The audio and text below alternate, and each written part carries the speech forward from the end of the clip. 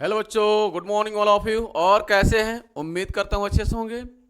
तो आइए शुरू करते हैं आज का क्लास। ठीक है, हम लोग अगले दिन क्वेश्चन नंबर 3 का पार्ट नंबर 1, 2 और 3 पढ़ चुके थे। आज पढ़ेंगे पार्ट नंबर 4। सवाल कह रहा है कि एक नगर में टैक्सी के भाड़े में एक नियत भाड़े के अतिरिक्त चली गई दूरी पर भाड़ा सम्मिलित किया जाता है। 10 किलोमीटर के लिए भाड़ा 105 रुपया है तथा 15 किलोमीटर के लिए भाड़ा 155 रुपया है। नियत भाड़ा तथा प्रति किलोमीटर भाड़ा क्या है? एक व्यक्ति को 25 किलोमीटर यात्रा करने के लिए कितना भाड़ा देना होगा? ये आपके पास सवाल है। ठीक है, आइए हम लोग सॉल्व करते हैं। आप इसका हल लिखेंगे, हल सॉल्व करते हैं। तो सवाल में दो भाड़ा है, दो तरीके का भाड़ा है। एक फिक्स यानी नियत भाड़ा जिसे हम रिजर्व गाड़ी कहते हैं, दूसरा प्रति किलोमीटर के हिसाब से भाड़ा। हर एक किलोमीटर पर आपको पैसा देना पड़ेगा। ठीक है, तो एक तो रिजर्व है, नियत भाड़ा है, एक है नियत भाड़ा है, दूसरा प्रति किलोमीटर का भाड़ा है। मान लीजिए आपको किसी शहर में जाना है तो आप फिक्स कर लिए, भाई इतना रुपया हम देंगे, आप मुझे इस शहर में छोड़ दीजिए। एक तो ये भाड़ा हो गया। दूसरा तरीके का भाड़ा क्या है कि हर एक किलोमीटर पर आपको पैसा देना है। जैसे मान लिया आपने फिक्स कर लिया कि हर एक किलोमीटर पर 5 रुपया देना है, तो 1 किलोमीटर गया तो 5 रुपया, 2 किलोमीटर गया 10 रुपया, 3 किलोमीटर गया 15 रुपया। इस तरह से हर एक किलोमीटर पर 5 रुपया। पहले किलोमीटर पर 5 रुपया, उसका अगले किलोमीटर पर 5 रुपया, उसका अगले किलोमीटर पर 5 रुपया। हर एक किलोमीटर पर आपको पैसा देना है। ठीक है, तो एक तो प्रति किलोमीटर का भाड़ा है, दो तरह का भाड़ा मिल गया, एक फिक्स यानी रिजर्व और एक प्रति किलोमीटर। तो लिखेंगे इसको। ठीक है, कि माना नियत भाड़ा x रुपया तथा प्रति किलोमीटर के हिसाब से भाड़ा y रुपया। ठीक है, माना टैक्सी का नियत भाड़ा x रुपया तथा प्रति किलोमीटर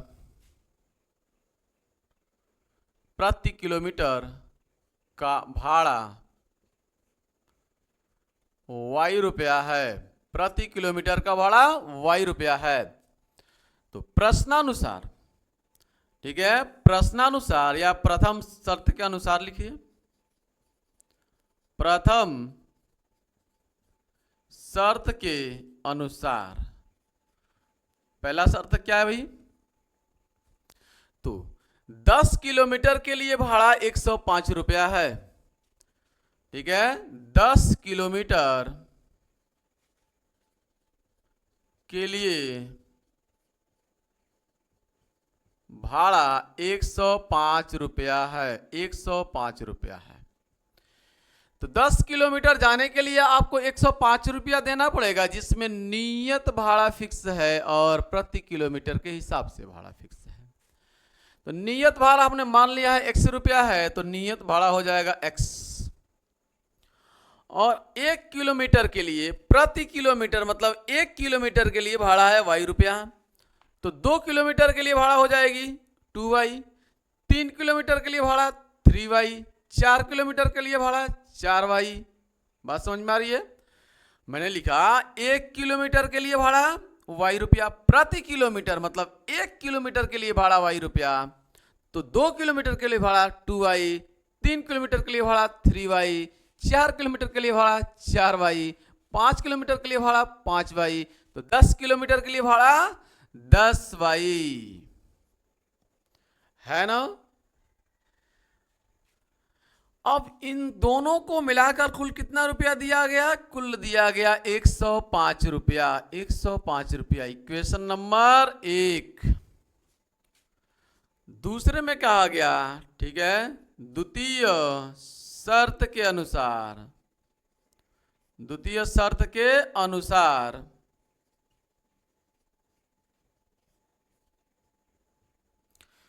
दूसरे में कहा गया तथा 15 किलोमीटर के लिए भाड़ा 155 रुपया।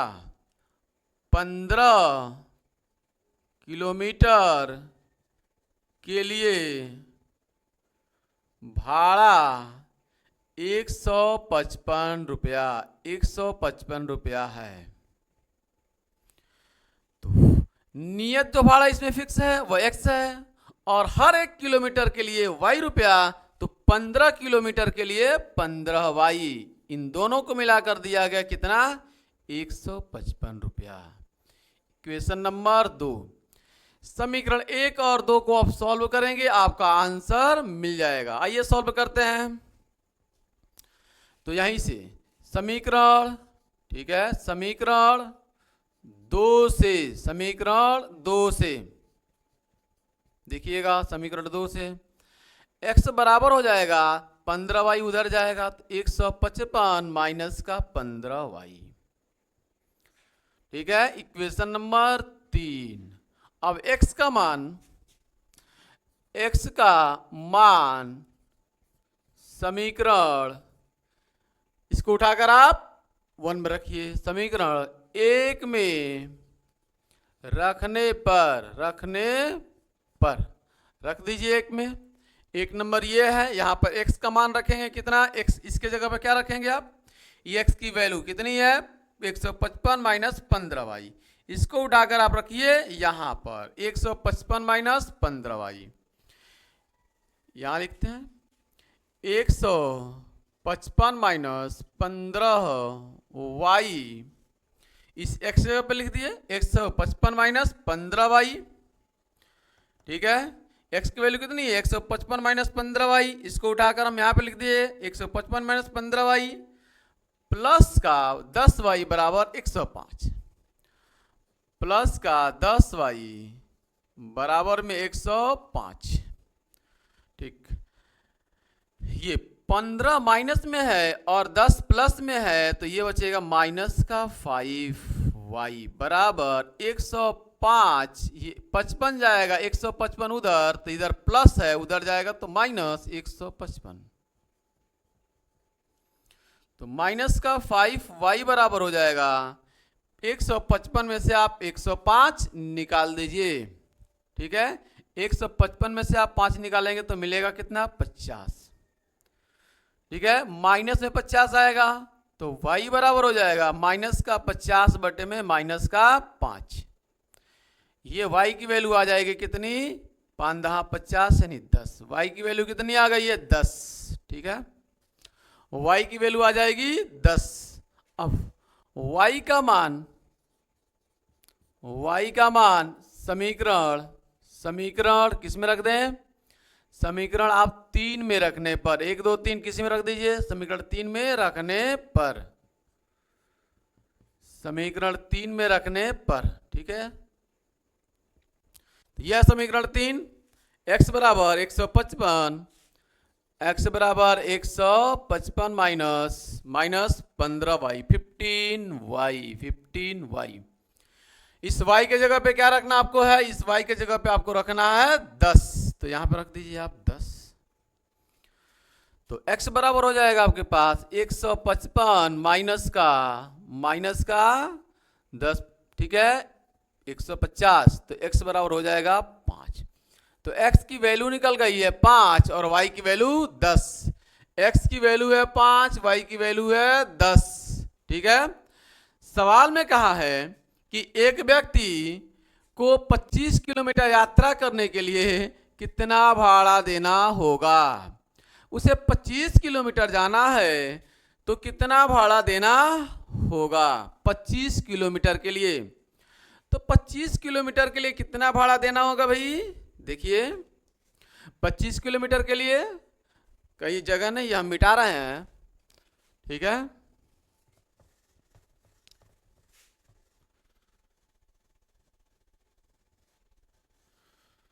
तो यहां पे लिख दे रहे हैं हम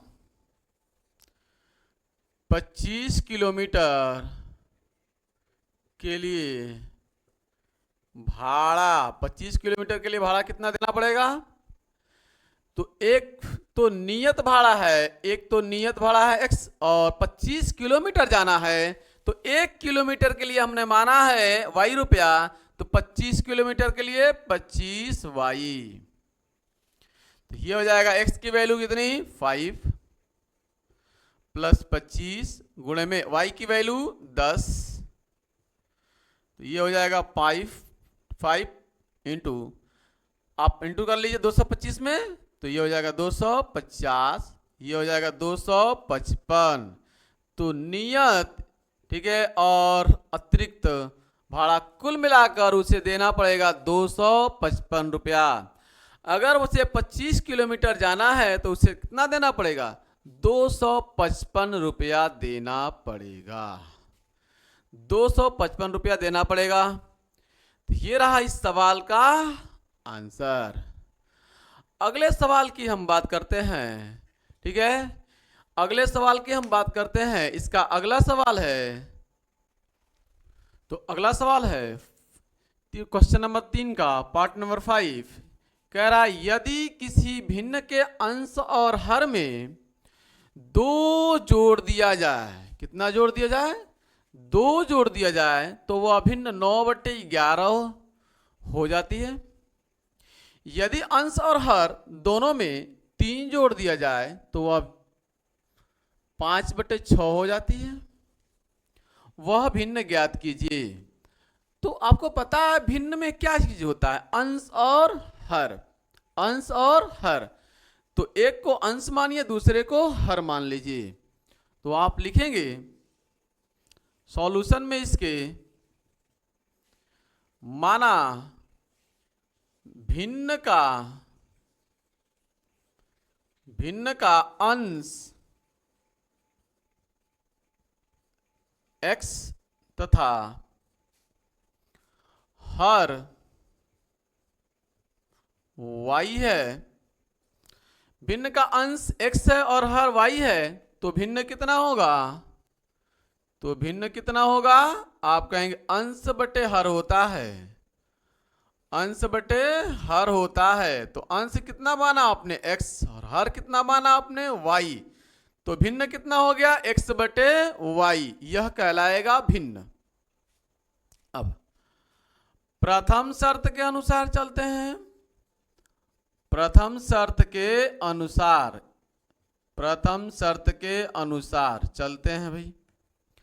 सवाल में कहा है कि यदि किसी भिन्न के अंश और हर में 2 जोड़ दिया जाए, अंश में भी और हर में भी, अंश में भी और हर में भी, अंश में हर में दोनों में 2 जोड़ दिया जाए, तो अंश में भी 2 जोड़ दीजिए, हर में भी 2 जोड़ दीजिए, यानी प्लस इसमें भी 2 प्लस इसमें भी 2, यानी ये x बटे वाई जो भिन्न है, अंश में भी 2 जोड़ दीजिए और हर में भी 2 जोड़ दीजिए, दोनों में 2 जोड़ दीजिए, ठीक है। अंश और हर दोनों में 2 जोड़ दीजिए, अंश और हर, अंश और हर, अंश में भी 2 जोड़ दीजिए, हर में भी 2 जोड़ दीजिए, तो भिन्न कितना हो जाएगा 9/11, 9/11 हो जाती है, ठीक है। इसको आप, ठीक है, सॉल्व कर लीजिए, समीकरण बना लीजिए। तो 11 से आप क्रॉस इसमें गुणा कीजिए और 9 से क्रॉस इसमें गुणा कीजिए, यानी क्रॉस मल्टीप्लाई कर लीजिए आप। तो देखिएगा क्रॉस मल्टीप्लाई करेंगे तो ये हो जाएगा 11 x + 2 और ये हो जाएगा 9 y + 2, ठीक है। इस क्रॉस इससे गुणा हो गया और इससे इसमें क्रॉस गुणा हो गया। 11 से अंक गुणा कीजिए तो 11x प्लस का 11 दूना 22 बराबर 9y + 9 दूना 18। तो 11x 9y इधर आएगा तो माइनस का 9y बराबर में 18 और 22 उधर जाएगा तो माइनस का 22, ठीक है। 11x ये इस साइड आएगा तो माइनस का 9y बराबर में 18 है और 22 प्लस इधर है उधर जाएगा तो माइनस का 22। ये हो जाएगा 11x माइनस का 9y बराबर में 22 में से 18 आप निकालेंगे तो माइनस का 4 बचेगा। Equation number 1। आइए द्वितीय शर्त के अनुसार हम चलते हैं, ठीक है। द्वितीय शर्त के अनुसार, द्वितीय शर्त के अनुसार दूसरा शर्त हमसे कह रहा है कि यदि अंश और हर दोनों में 3 जोड़ दिया जाए, अंश और हर दोनों में 3 जोड़ दिया जाए, तो ये अंश है और ये हर है, इसमें भी 3 जोड़ दीजिए, इसमें भी 3 जोड़ दीजिए, दोनों में 3 जोड़ दीजिए, तो कितना हो जा रहा है? वह 5/6 हो जाती है, वह 5/6 हो जाती है, ठीक है। इसको आप कैलकुलेशन कर लीजिए, क्रॉस मल्टीप्लाई कर लीजिए, तो 6 cross multiply x + 3, 5 cross multiply y + 3, अंदर गुणा, ठीक है। 6x प्लस का 36 18 बराबर 5y प्लस का 5 3 जा 15, ये हो जाएगा 6x, ठीक है। 5y को इस साइड लाएंगे आप तो माइनस का 5y इक्वल टू 15, ये प्लस का 18 है, उधर जाएगा माइनस का 18, तो 6x माइनस का 5y बराबर में ये हो जाएगा माइनस का 3। Equation number 2। समीकरण 1 और 2 को हम सॉल्व करेंगे, हमारा आंसर मिल जाएगा। समीकरण 1 और 2 को आप सॉल्व कर लीजिए, तो समीकरण 1 या 2 से आप सॉल्व कर सकते हैं और आंसर निकाल सकते हैं। किस समीकरण से चले भाई, जल्दी बोलिए, समीकरण 1 या समीकरण 2 से? ठीक है, समीकरण 1 या 2 से किससे चले? जैसे आपकी मर्जी, ठीक, जैसी आपकी मर्जी वैसे चल देते हैं। अगर 2 नंबर से चले तो लिखेंगे यहीं पे कि समीकरण 2 से यहां से x की वैल्यू निकालिए, तो ये हो जाएगा 6x बराबर, ये प्लस 5y है, उधर जाएगा तो सॉरी माइनस 5y है, उधर जाएगा तो प्लस का 5y और ये माइनस का 3, तो x बराबर हो जाएगा 5y माइनस का 3 बटे में ये 6 से क्या कर देंगे, डिवाइड, 6 से डिवाइड, इक्वेशन नंबर 3। ठीक है, वापस देखिए, यह इक्वेशन नंबर आपके पास 2 से चल रहा है, तो 6x बराबर हम करेंगे तो माइनस का 5y, उधर जाएगा तो प्लस का 5y और ये माइनस का 3। x की वैल्यू निकालनी है तो 6 से हम डिवाइड कर देंगे, इक्वेशन नंबर 3 कहेंगे इसे। अब x का मान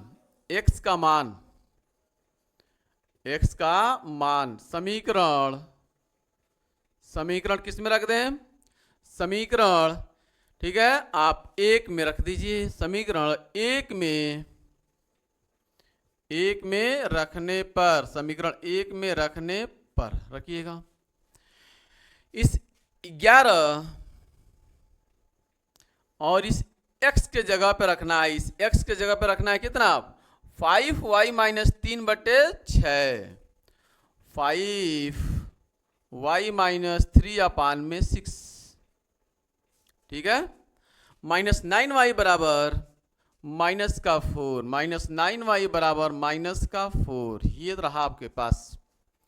आइए मल्टीप्लाई करते हैं, सॉल्व कीजिए। 11 से अंदर मल्टीप्लाई करेंगे, 11 × 5 = 55y माइनस 11 में 3 से मल्टीप्लाई करेंगे, 11 3 जा 33 और 6 से इन दोनों में आप मल्टीप्लाई कर लीजिए, तो ये हो जाएगा 6 9 जा, ठीक है, 9 छके 54 y और 6 से 4 में 6 चौका 24, ठीक है, एकदम लाइन क्लियर, एकदम लाइन क्लियर। देखिए 11 से 5 में 11 × 5 = 55 भाई, 11 × 3 = 33, 6 से 6 9 54 और 6 चौका 24, ठीक है। आइए y वाले एक पास रखिए, आप y वालों को एक पास जोड़ लीजिए, तो ये 55y है और माइनस का 54y है, घटेगा तो सिर्फ y बचेगा। 33 को उधर भेजिएगा तो प्लस का 33 और माइनस का 24 है, तो y बराबर हो जाएगा 33 में से आप 24 को निकाल दीजिए, 33 में से 24 को आप निकाल दीजिए, ठीक है, तो बचेगा 9, तो y की वैल्यू आ गई है 9 वापस सुन लीजिए, 55y में से 54y को निकालिए आप, तो बचेगा कितना, सिर्फ y। अब 33 को उधर ले गए और माइनस का 24 है, 33 में 24 जाएगा 9। y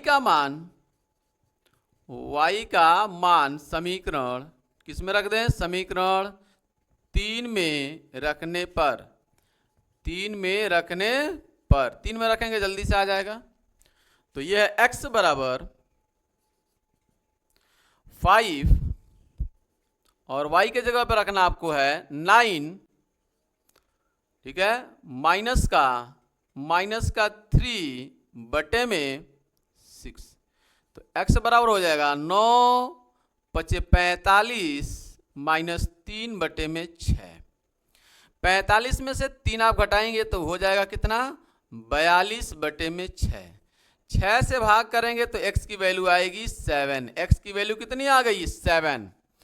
x की वैल्यू 7 और y की वैल्यू 9। तो भिन्न कितना होगा, यहां पे हम लिख दे रहे हैं भिन्न, ठीक है, यहां पे हम लिख दे रहे हैं भिन्न। तो भिन्न हो जाएगा आपके पास, भिन्न कितना है, x बटे y है, x बटे y है भिन्न। तो x की वैल्यू कितनी आई है, x की वैल्यू है 7। तो इस x के जगह पे लिखेंगे आप कितना, 7। और y की वैल्यू कितनी आई है, y की वैल्यू है 9। तो इस y के जगह पे आप लिखेंगे 9। तो लिख देंगे अतः जो भिन्न है वह आपके पास आ चुकी है, अतः भिन्न बराबर 7/9। इस सवाल का ये आंसर है, ठीक है, इस सवाल का ये आंसर है। बात समझ में आ रही है, इस सवाल का ये आंसर है। नोट करें इस सवाल को। अगले सवाल होगा, तो अगला सवाल है क्वेश्चन नंबर 3 का पार्ट नंबर 6। कह रहा है 5 वर्ष बाद जैकब की आयु उसके पुत्र की आयु से 3 गुनी हो जाएगी। 5 वर्ष पूर्व जैकब की आयु उसके पुत्र की आयु की 7 गुनी थी, उसकी वर्तमान आयु क्या है। सवाल पूछा है वर्तमान आयु क्या है, ठीक है। सवाल में 2-3 बातें आप नोट करके रखें। क्या, पहला पॉइंट कि जब भी सवाल में बाद आए, जब भी सवाल में क्या बाद आए तो आप उसमें जोड़ेंगे, ठीक है। सवाल में बाद आए तो क्या करेंगे, आप जोड़ेंगे। सवाल में अगर गुना शब्द आए, सवाल में अगर गुना शब्द आए तो आप गुणा करेंगे। ये की पॉइंट है, नोट करके रखें आप। और सवाल में जब पूर्व आए, सवाल में अगर पूर्व आए यानी पहले आए तो सवाल में घटाएंगे आप। यह 3 बातें नोट करके रखेंगे आप। क्या, सवाल में बाद आए तो जोड़ेंगे, गुना आए तो गुणा करेंगे, पूर्व आए तो घटाएंगे, ठीक है। और गुना उसी में करते हैं जो छोटा होता है, गुना उसी में करते हैं जो छोटा होता है, छोटा होता है। यानी गुणा किस में करते हैं, छोटे में। छोटे में क्या करते हैं आप, गुणा करते हैं, छोटे में आप गुणा करेंगे। इस बात को भी आपको एकदम दिमाग में रखना है। अब ये सवाल कहीं कंफ्यूज नहीं करेगा, पढ़िए सवाल को। कह रहा 5 वर्ष बाद जैकब की आयु उसके पुत्र की आयु से 3 गुनी हो जाएगी। और 5 वर्ष पूर्व जैकब की आयु उसके पुत्र की आयु की 7 गुनी थी, उसकी वर्तमान आयु क्या है। तो मान लीजिए जैकब की वर्तमान आयु x और उसकी पुत्र की वायु। लिखेंगे आप पहले हल सॉल्यूशन। माना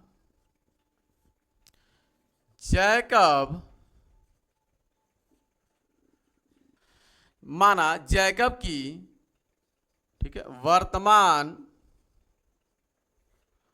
आयु x वर्ष तथा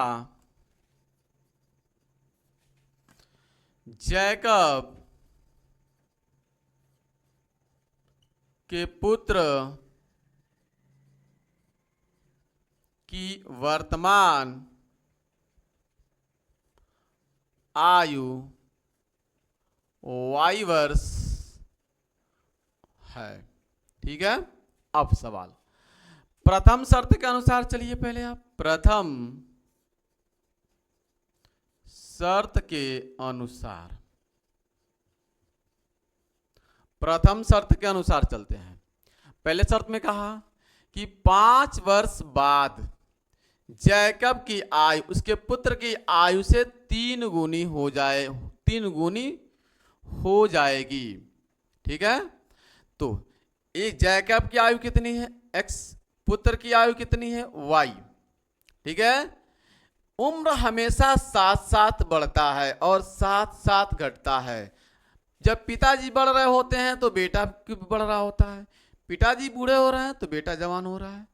जैसे जैसे, ठीक है, उम्र इंसान का बढ़ते जाता है, सबका समान उम्र बढ़ता है ना।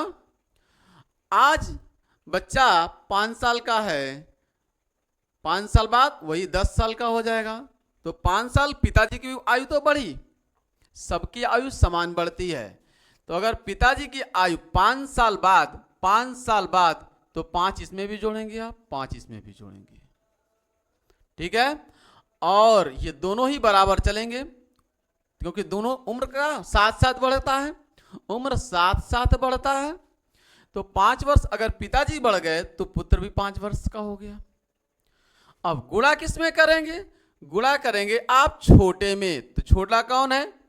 पिताजी को माने हमने x, जैकब को माने है x और उसकी पुत्र को माने है y। तो y क्या है? छोटा है, तो छोटे में आप गुणा कर दीजिए। कितने से? कितने से गुणा? 3 गुनी हो जाएगी, तो 3 से आप गुणा करेंगे।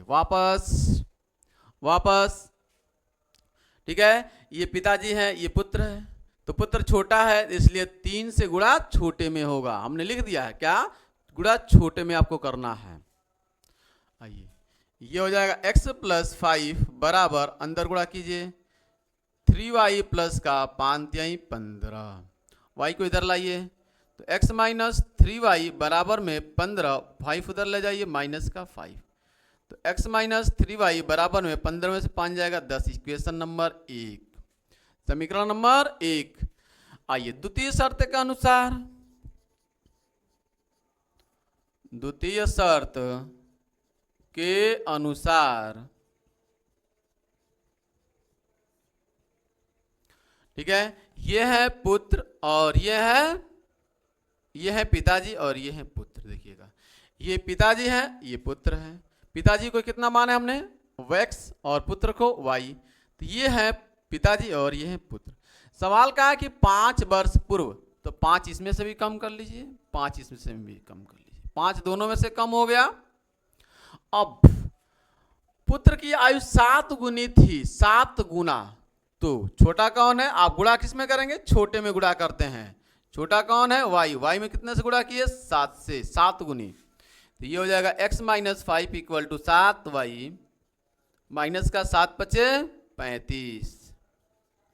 ये हो जाएगा x माइनस 7y बराबर में 35 माइनस का 35 और ये हो जाएगा प्लस का 5। ठीक है। तो इक्वेशन नंबर आपके पास ये 2 निकल कर आएगा। इक्वेशन नंबर आपके पास 2 निकल कर आएगा। x माइनस 7y बराबर में माइनस 35 में से आप 5 को हटाइए, निकालिए, तो माइनस का 30 बच जाएगा। इक्वेशन नंबर 2 हो गया। ठीक है, इक्वेशन नंबर 2 हो गया। अब इक्वेशन नंबर 1 और 2 को आप क्या कर लीजिए? सॉल्व कर लीजिए। ठीक है, इक्वेशन नंबर 2 और 1 और 2 को सॉल्व करते हैं। तो समीकरण नंबर 1 या 2 से चलिए। तो समीकरण नंबर इस बार 1 से हम चल रहे हैं। देखिएगा, समीकरण 1 से x की वैल्यू कितनी हो जाएगी? 3y उधर जाएगा, तो ये x बराबर हो जाएगा आपके पास 10 माइनस 3y। ये माइनस है, उस साइड जाएगा तो प्लस का 3y। ठीक। अब x का मान उठाकर आप समीकरण नंबर 1 में 2 में रखिए। x का मान ठीक है, समीकरण 2 में रखने पर इसे समीकरण 3 कह रहा है। तो इसके वैल्यू उठाकर आप यहाँ पे रखिए, तो ये हो जाएगा 10 प्लस 3y माइनस का 7y बराबर का माइनस का 30। यहाँ पे देखिए x की वैल्यू यहाँ पर रखिए, इसको उठाकर 10 प्लस 3y उठाकर यहाँ पर रखेंगे तो ये मिलेगा 10 प्लस 3y माइनस 7y बराबर माइनस का 30। ये माइनस 7 में से 3 जाएगा तो माइनस का 4y बराबर माइनस का 30। ये 10 उधर जाएगा तो माइनस का 10, तो माइनस का 4y बराबर ये हो जाएगा माइनस का 40। तो y बराबर हो जाएगा माइनस का 40 में आप माइनस का 4 से डिवाइड कर देंगे तो कितना आएगा, y की वैल्यू निकल कर आएगी 10। y की वैल्यू आएगी 10। ठीक है, y का मान समीकरण 3 में रखने पर रख दीजिए। समीकरण 3 यही है आपके पास, x बराबर 10 प्लस 3 और y की वैल्यू है कितना 10, तो ये हो जाएगा आपके पास x बराबर 10 प्लस 30, ये हो जाएगा x बराबर 40। तो ये दो वैल्यू निकल कर आ रही है, x की वैल्यू कितनी 40, y की वैल्यू 10। तो ये पिताजी 40, पुत्र 10 वर्ष। ठीक है, तो आप लिख देंगे फाइनल आंसर कि पिता की वर्तमान उम्र 40 वर्ष और पुत्र की वर्तमान उम्र 10 वर्ष है। ठीक है, कहीं लिख देते हैं। ठीक है, आप कहीं लिख दीजिए इसको यहां पर। ठीक है, जैकब की वर्तमान आयु 40 वर्ष तथा उसके पुत्र की वर्तमान आयु 10 वर्ष है। ठीक है, ये रहा आपके पास इसका फाइनल सॉल्यूशन। ये रहा किसका फाइनल सॉल्यूशन। तो आज के लिए इतना। ये प्रश्नावली 3.2 न्यू एनसीईआरटी के हिसाब से समाप्त हो चुका है। सारे के सारे सवाल हम आपको लगवा चुके हैं। ठीक है, इस तरह से हमारे साथ आप बने रहिए, पूरा का पूरा फुल हम आपका कोर्स कंप्लीट करने वाले हैं। ठीक है, लास्ट में हम एनसीईआरटी के अलावा बहुत सारे इंपॉर्टेंट क्वेश्चन हम लेकर आएंगे आपके लिए। ठीक है, तो thanks for watching this video. जय हिंद, जय भारत।